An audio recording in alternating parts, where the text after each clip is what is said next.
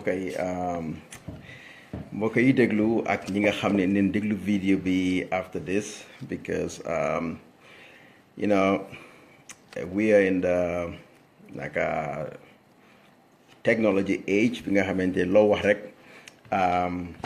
whether like nga ko na like loo ko it's already been recorded and passed around.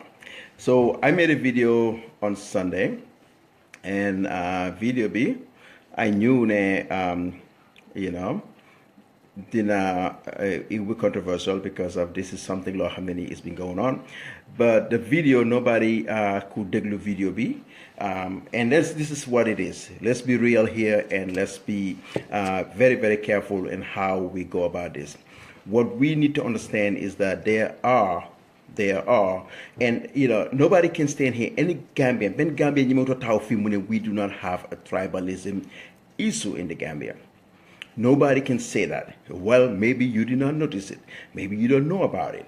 But there are tribal sentiments in our political discourse, okay? When politics is out of it, people do not talk about tribe, okay? We intermarry, we do all kinds of stuff. But at the end of the day, when it comes to politics, tribalism has been there from the get-go, okay? Yes, there are people that are very, very concerned.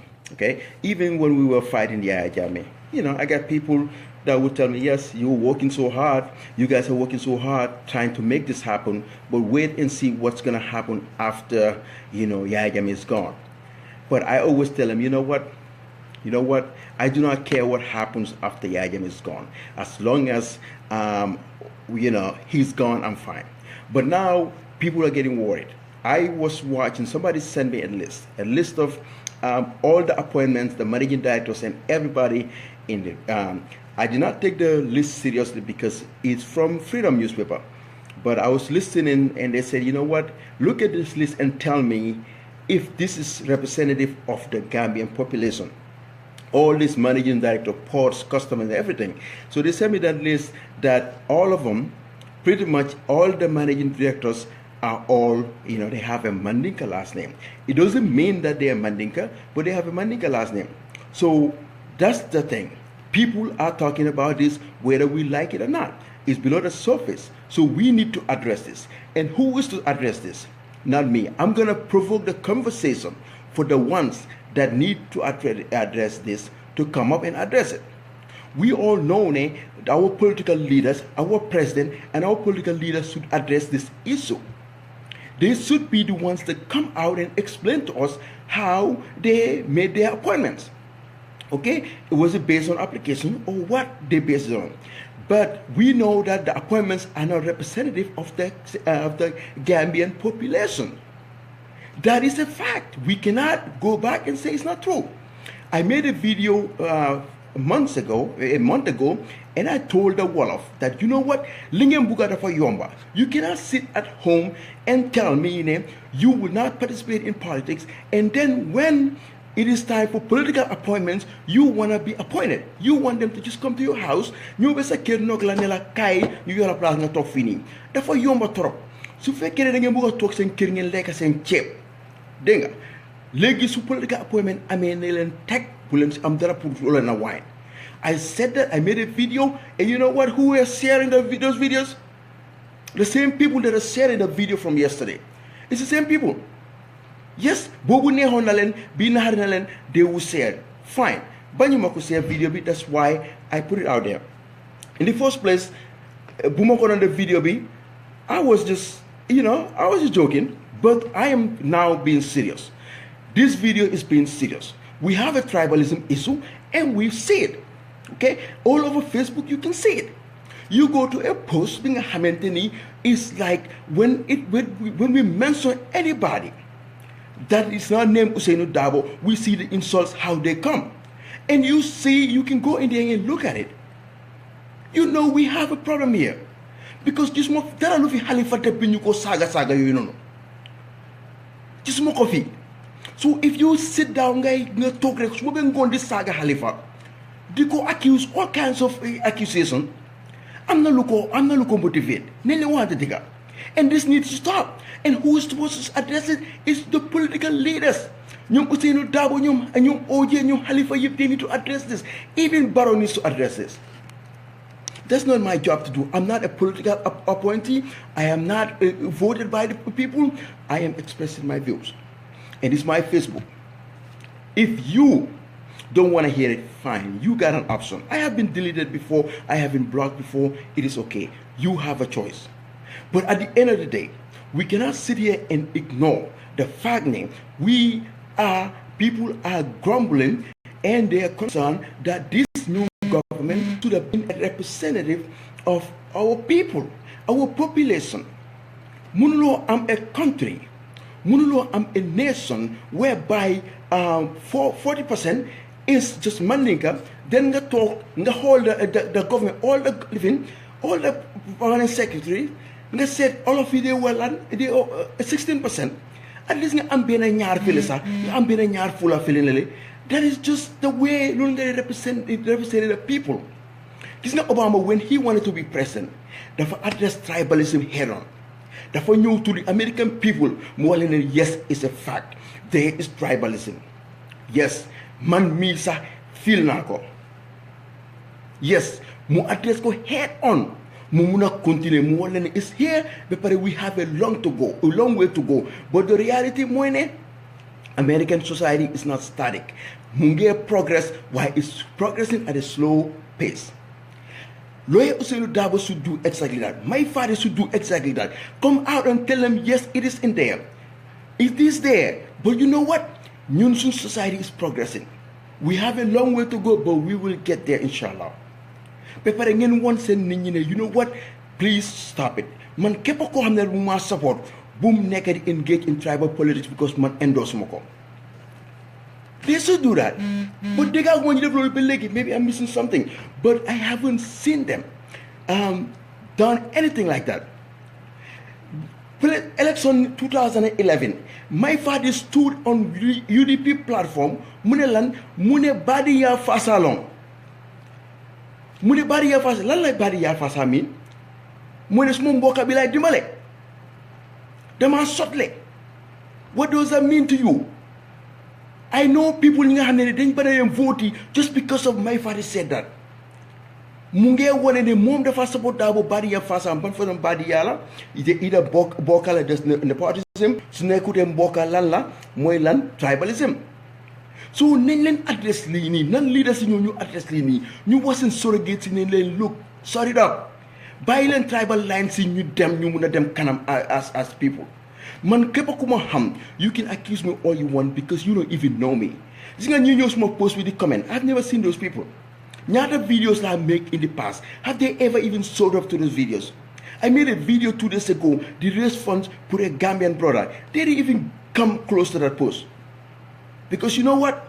This is what they want to see. They want to see that we, people, they all get it wrong. See, I keep telling them, they all get it wrong. They don't know. They don't know how, what we even want for our country. So fekk ne yeen political appointments yu nonu ngeen tok ne fokk ne ñun we are doing this because of that, you are totally wrong. At the end of the day, ñun am nañ other priorities. Denga, the fact of the matter is we have an issue that needs to be addressed. Okay? Demba OJ make an allegation against lawyer Usainu Dabo. Let's see if he will come out and address it or he will just live in kick it under the carpet, just forget about it. Let's address the issues. This is not Senegal. When they have issues like this, I'm then Iliman. I'm then leaders, Muslim, religious and cultural leaders. Open. This nonsense needs to stop. They didn't stop there. They did not stop. Why we don't even have anybody that we listen to except for our political leaders. Yalla def na amun ben religious leader ko xamé we listen to them. Su amé taman xawmako. Why am nañ ay political leaders yo xamné ñu leen follow, they listen to them. buñ leen waxee ne look lii dafa war a stop lii nonsense la guidance stop ku stop ñu ñëw joxe statement ne you know what this person and this person they don't speak for me. demal Facebook right now amul benn page Facebook page bi nga xam ne nii dangaa dégg ñu ne Olof Njaay wala ñuy Elifin Olof Kunda waaye they have the Gambia Mandinkoolu group 40,000 man add nañ ma foofu noonu waaye they added me at the time bi nga xamante ni maa ngi doon xeexal soose yi mooy bi nga xam ne Yaya Jammeh mu ngi leen doon noot di leen sonal bàyyi ma fa aat mu bàyyi fa fa pour xeexal leen woon Yaya Jammeh ne soose yi de am fi doole waaye right now lu tax ñu am groupe boobu ba léegi ala nga man ni ka yaa faasa lan la loolu miin you know leen stop lii nii leen stop lii let's stop it su nekkee ne ñun dem bugg a dem in the future bugg a march into the future and be one nation or one awesome God we need to stop this. It's the reality.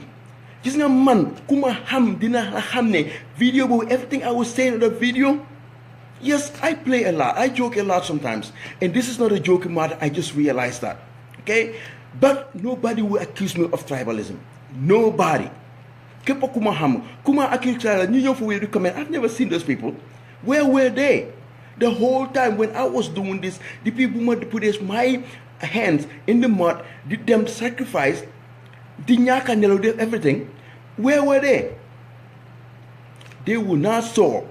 Look, wake up video and they only want to see when you're dirty. When you do something wrong, they just want to come. Because you know what? They are threatened by you. Do not feel threatened. Do not feel threatened. I am not going anywhere close to Gambia anytime soon.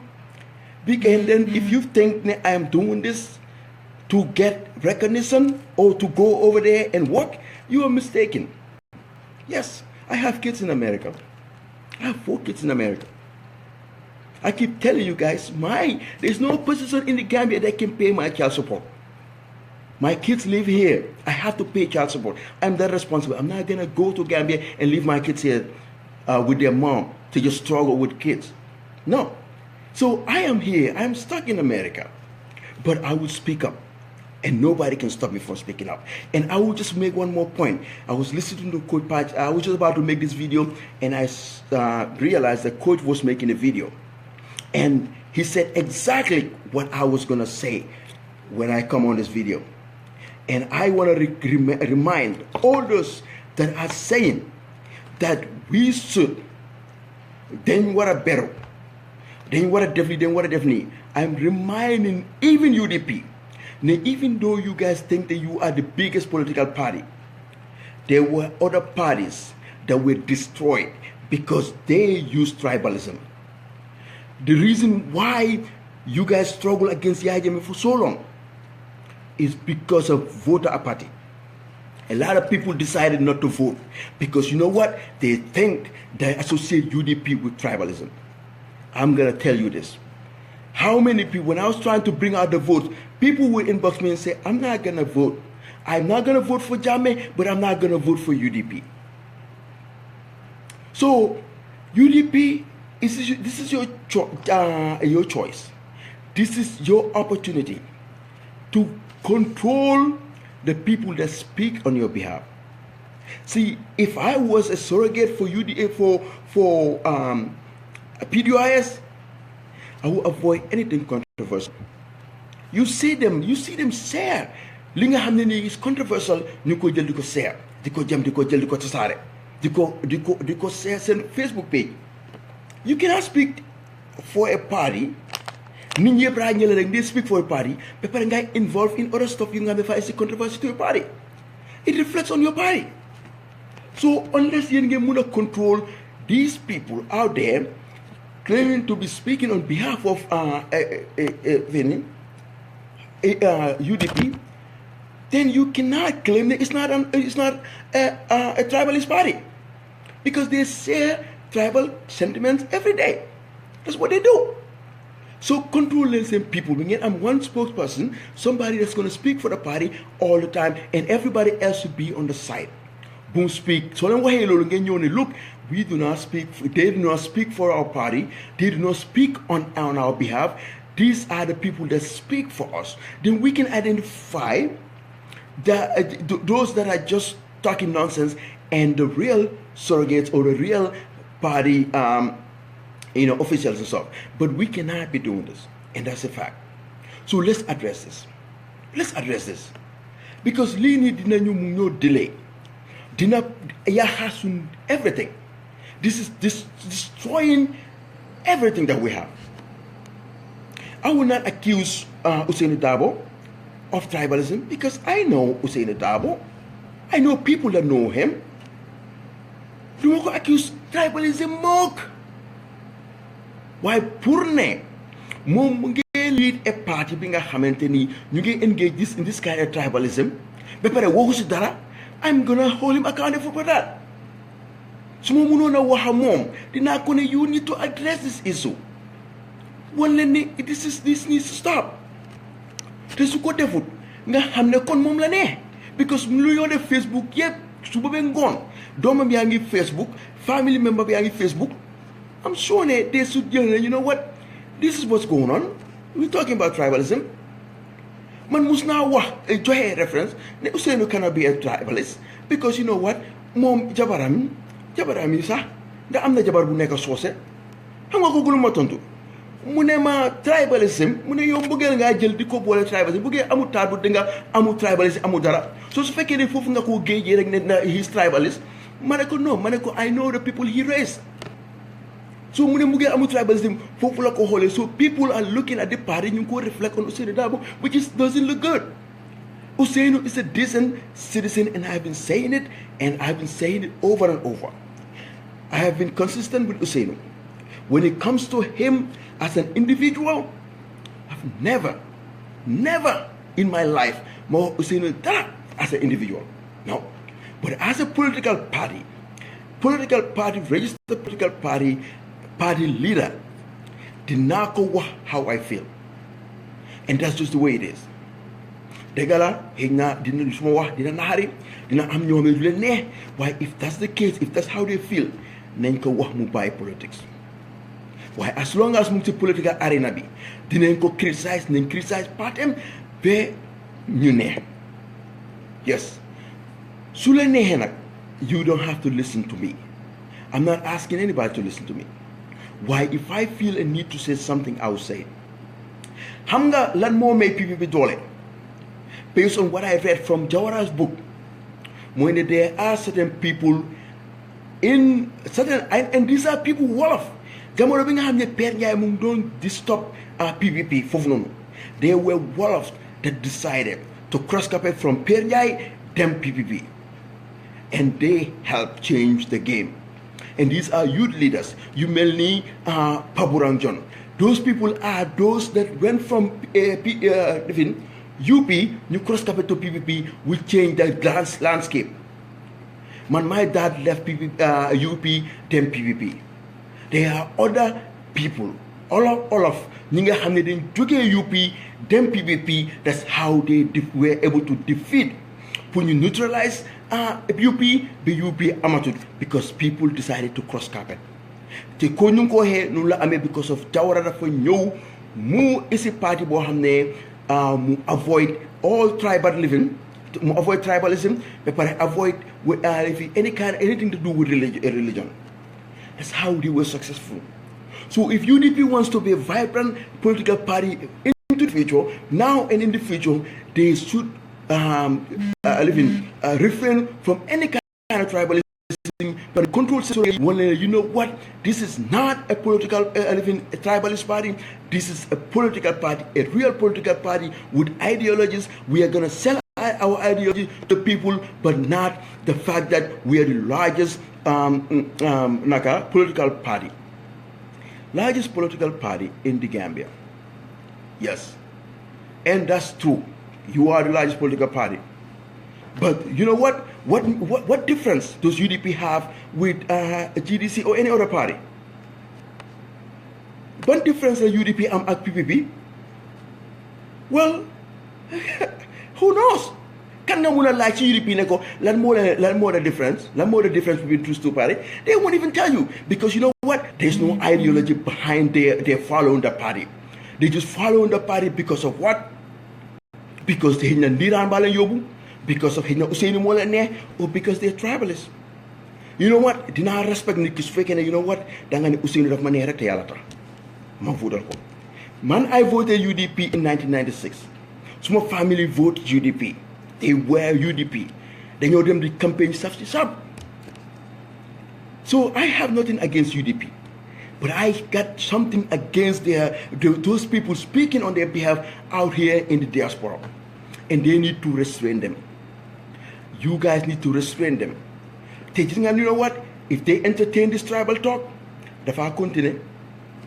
If the leaders refuse to come out and address this, you go just like brush it, and you put it on the side, thinking it will just go away. You are wrong. It's not gonna go away because it's a real problem. Let's think about it. Think about it this way: if Mama Kande came this year and got what? Got 17% of the vote. You know how many, the percentage of fullers in the Gambia is 18%. 18% like. So Mama can get 70% of the vote. What does that tell you? Exactly my point. The people that were following Mama Kande for the most part, they don't follow him for any reason. What will enter lo xamne living la lo xamne ke musul len ko wax? Why they got that? Lu tax Halifa di am 5% of the vote because the Wolofs don't vote on tribal lines. Loolu maa ko wax because we man suñu kër yëpp UDP lañ dem vote. We never voted for Halifa because he's Wolof or whatever. No, we vote on party bu ñu neex te we identify, my family identify themselves as UDP. Loolu identify man 1996 I voted for UDP even though man I identify more with PDIS than UDP. That's just a fact. But anyways, I was just making this video. There is tribalism. People are talking about it, and we need to address it. We need to address it. While people think Halifa is all of, I don't know what Halifa is. Well, at the end of the day, when I associate myself more, I can identify myself more with Halifa than UDP because I do not know where UDP stands in a lot of issues. I don't. But in 1996, I voted for them. You know why? Because they had the better opportunity to win the election. But anyways, what be up, Jenna? I think I said everything I intended to say. But we just need to be very, very, very careful. We need to be really, really careful. Tribal politics do you defend as a nation. Dinga win low election, it can win you elections, but it will not progress that nation. Then you're stagnant like yala ham. So let's just look at it. We need to change our ways. And you know what? If the people, if man ñu fi rek Facebook len am rek di wax amun political party amun liggéey appointment boo xam ne we are doing this just because of ñu neex. Okay? Man speakuma on behalf of any party. Man represent ma PDOIS, man represent ma kenn. Man suma boppal laa waxal ak dama wax loo xam ne nii maa ngi ko gis is going on. Tribalism du yóbbu fen ne leen ko stop. ñuy wax ne tam ñu am xam nga su fekkee ne loolu la lii ak lii man am na ñoo xam ne di wootee muy di ngeen leen joxaat doole di ngeen leen joxaat you guys will put them in power again. I'm like, what? Put who in power? But you know what? You guys just need to stop with that. Yeah, people were scared. Now you know what? It's gonna be another PPP coming back. They were concerned. But at the end of the day, Mandamo Puka, if the government they're proactive. You know what? I know people are concerned about the appointment. This is what happened. We did not pick anybody based on because of they have a last name that sound like Mandika. Say I muna neka living sa suppose muna neka sources say neka all of the most people when their mom is wall neka pull or something, they identify with their mom more than anything else. So ñu ñëpp benn comme ni ko koy waxee benn leen ñëpp mënuloo fee isi tribe boo xam ne ko xam ne dafa pio man suma caat bi Aïssa you know lan la half all of la half so half Sarahule how whatever ñetta yëpp mu si moom So at the end of the day, we cannot look at the tribe, need and pure amundara lurasen family. It's impossible. But that's even nonsense. Parce que lu gëna important moy la bi nga juddo xam nga lo ndika neka. You know what? Hinya balanga napasa la nga like you ganga juddu bir Gambia. You were Gambian first before even nga nampasa wen yaay nga nek all of source or anything. So if we do not stop this is gonna destroy everything we built. So tribalism dafa graw. Problem in Africa yëpp yu bari tribalism bokk na ci. Why ñun we are better than that. Gambia am na yaakaar ci ñoom. Ne we will not go down that road. And we will fix this. And our leaders are going to come out and speak against this. Nonsense, let's stop it. Let's move forward and be what? One nation. Under God. To the Gambia ever true. Lola Amampu Walen. Assalamu alaikum. Assalamu alaikum. No, because man, okay, the marathon to Kini, Morajao, I voted for them because I just cannot stand the Ajame. And they were the only party that can beat the Ajame. I just cannot stand the Ajame since 96. I voted for them because they had the better opportunity to defeat the Ajame. That's the only reason, because UDP, tell me one of their policies. Tell me one policy. You never feel the UDP, Lyland, follow UDP stand on certain issues. They will not be able to tell you. I was looking for just to read what UDP stands for. My word internet be able to find. I cannot find it anywhere. Put said UDP is an manifesto or whatever that party will stand for. You know what? I'll give it to my party. Because of my father, I want how many believe he had a website that has, he got everything that you can think of for a political party. Every issue Munko addressed on that website. I don't know if he still has that, but in 2011, around that time, or 2012, he has a website, you can go there and learn everything about GMC.